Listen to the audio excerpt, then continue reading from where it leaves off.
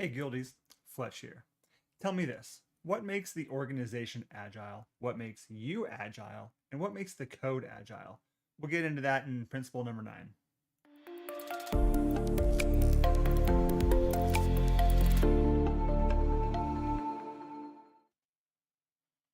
All right, principle number 9 says continuous attention to technical excellence and good design enhances agility. So we're going to break this down like we have the other ones and sort of word by word, for example. Continuous. It's important that we realize that some things are important to be iterative in software engineering. And iterative would be certain number of steps that you then repeat over and over again. And in those certain number of steps, you can think that there's going to be a timeline. And iterative is an important idea, but continuous means you're not putting a timeline on it. It's just everything that you do, it should just constantly be doing this thing. Continuous delivery, you don't put a timeline on that. You just deliver continuously. Whenever you're done with this thing, things get delivered. Continuous growth or continuous improvement, just everything you're doing, you should be in the mindset of continuously improving. You don't put a timeline or a number of steps necessarily on how you continuously improve. Now, applying certain steps and certain practices that is outside of principles, there's somewhere out there, but the principles help us see how we should be thinking about these things, and the way we think about these things is continuous. So, continuous attention to technical excellence and good design enhances agility. What is agility? I mean, if someone came to me today and said, tell me what agile means, and they're talking about software engineering, I would have a lot to say, apparently, because of the Agile manifesto and the way software development has grown and the important principles behind it. But if you went back to 2001 and you asked somebody, what does agility mean? They would just say it means the ability to change direction or to move or to, change your force and change your mindset and change things really quickly. So the ability to change pretty quickly. So that's what this means here. It doesn't mean necessarily it enhances your understanding of agile principles. It doesn't necessarily mean that. It doesn't mean it necessarily enhances these principles. But the principles all in here are talking about agility. These are all things related to how you can make things so that you can quickly change. And some of them talk about the organization and expectations on the organization and how they need to have a mindset of agility, but mostly how they need to support agility for the dev team, the things they need to do to support agility for the dev team. There's also agility for yourself. How can you change? How can you constantly be in a mindset of continuously changing, continuously improving, and being agile, being able to absorb the responsibilities of an agile, principled dev team. So if you're on a dev team and things are changing all the time, you need to learn how to have a mindset of being agile. Especially, the tech industry, everyone knows this. Everything changes constantly, and it shouldn't be the same for you. You should be able to grow and have agility. So that's what these things mean, but this is specifically talking about enhances agility of the code. Continuous attention to technical excellence and good design enhances the agility of the code. Because if the company, if the organization is somehow has processes in place to bring in feedback, talk to these people, talk to these stakeholders, talk to these end users, these groups, these clients, and the sponsors, and these other people who are all considered stakeholders, then they need to somehow gather that and give it to you. That's sort of the way that they enhance agility. And but this is talking about enhancing agility for the code base. So how do you take that and then change the code base? If you can't change the code base after getting all this feedback, then agility doesn't matter. And the way that you handle that is through, well, first of all, a lot of these principles sort of cover ways to handle that, and a lot of that ends up being continuous integration and deployment. But how do you come to these conclusions? How do you make sure your code base is agile? There's a lot of principles we can go into. This isn't going to be a course on software engineering and architecture, but the thing that you need to know is that it's about software engineering and it's about technical excellence and good design. In a way, that means good design, like low-level good design patterns, when to use a singleton, for example, or something like that. But a lot of times it means good design of the architecture, of the system at large. This is talking about software engineering, which isn't necessarily about implementation of small bits of business logic and the functional programming. That's very important stuff. But this is talking about technical excellence and good design of the system. This is being able to come at a system and say, if we want these things to integrate well together and be have an understanding that this depends on this, but not have them coupled together. At a system level, this API maybe relies on this API, or it relies on a message bus, and then there's the events, or we have this backend running process that picks up on events and it can do heavier loads, and there's all these different ideas of what you need to know. That's what this is talking about. You need to have continuous attention to technical excellence and good design in order to make sure your code base can grow and change, and take that feedback that's coming back and say, okay, we did these changes, but we need to change them to this. But okay, we did these changes, change it to this, but they actually want to change it back. Oh, they want to do this whole different thing. That's how you need to have your code base.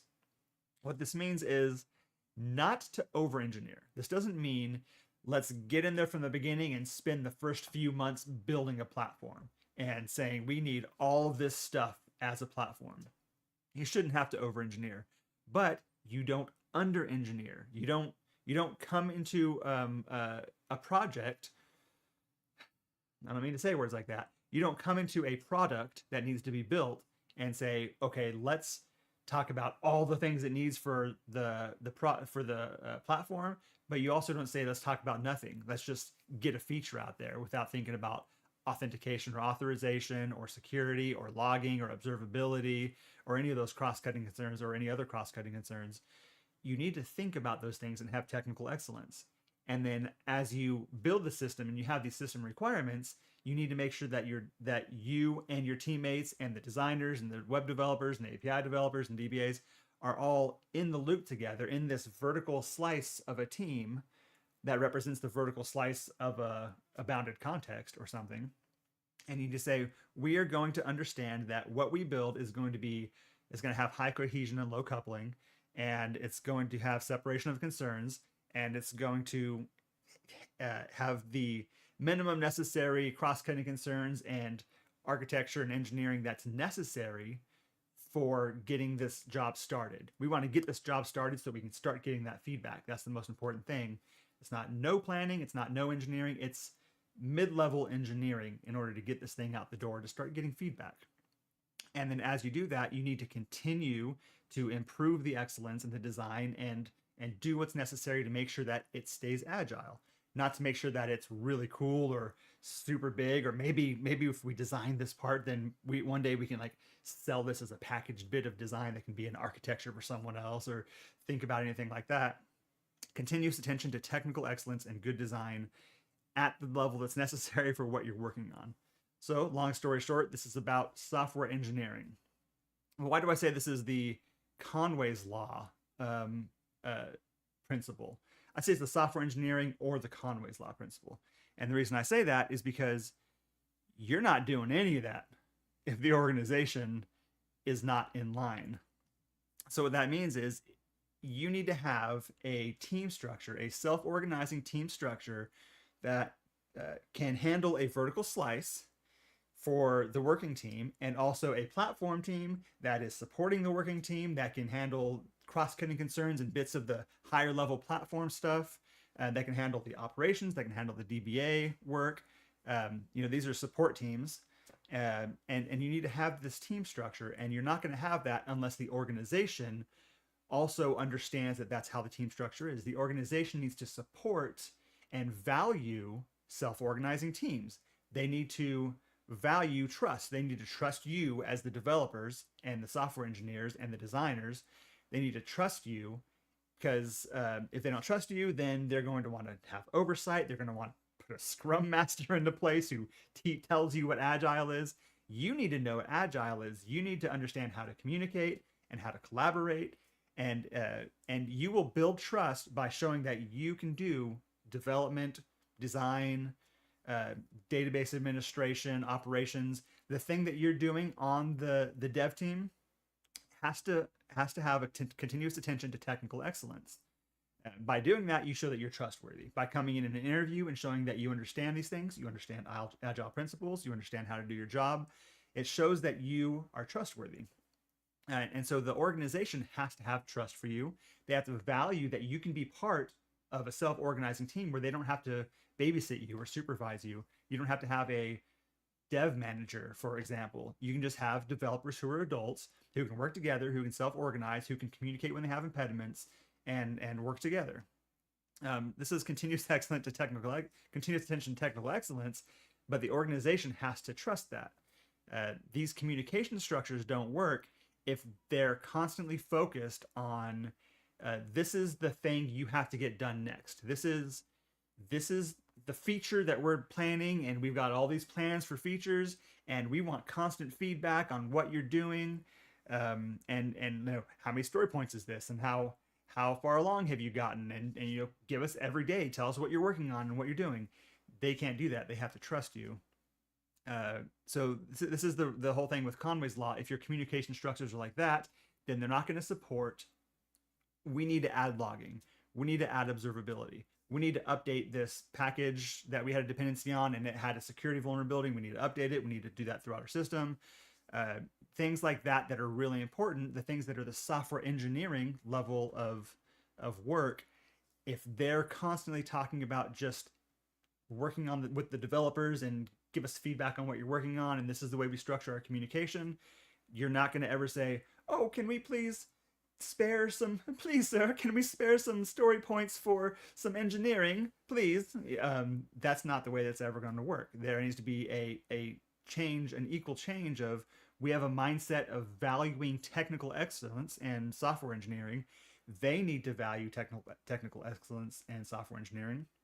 And they're really not ever going to do that. They're not ever going to say, oh, we need to have a certain amount of time, 20, 30, 25% time spent on engineering. We're going to assign that.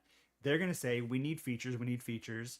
But in order to show them the right way to do things, we need to have the organization have a mindset of what's the feedback coming in from the customer. So we're going to change this from, hey, developers, tell me where you're at. Tell me where this feature is. Developers, tell me how good things are going. Developers, they need to say, let's have systems in place to check the feedback coming in from customers, and then we'll value that feedback. And of course, all of our systems are either passing that feedback directly to customers or the developers are talking to the customers, or it's going through a stakeholder advocate or product owner or something like that.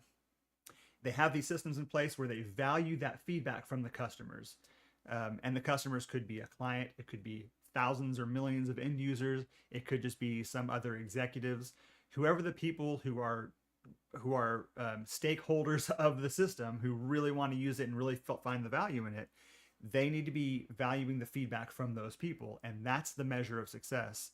So continuous attention to technical excellence and again, good design won't work unless they find value in trusting the dev team and valuing feedback and valuing self-organization of the dev team. So that's how you enhance agility with technical attention to continuous attention to technical excellence and good design. And so I hope you like this video. I know it was a pretty fast one. I probably spoke pretty quickly. I just had a soda and I'm not very good with caffeine. So continuous attention. So hope you join me next time. Like and subscribe. Leave some comments. Tell me what version of these videos you like best. These ones, the ones where I code, the ones where I talk about software engineering. You know, let me know. Talk to you later.